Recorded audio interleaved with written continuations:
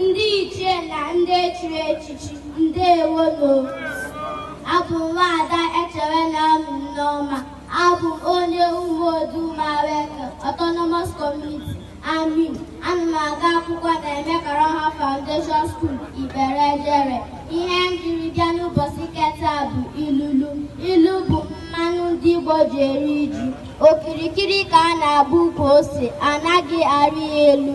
Nwata akwụ n'azụ amaghị na ije dị anya. Onye na-enyo isi ya na-apụta. Abịsịgba ọtele ọ mụrụ akọ. Agadi nwaanyị anaghị aka nka n'egwu ọ mara agba. Anya ka eji abụ ọka mere aka. Nkazị ju akpa amachie ya ọnụ. Awa anaghị agba ọsọ ehihie n'efu.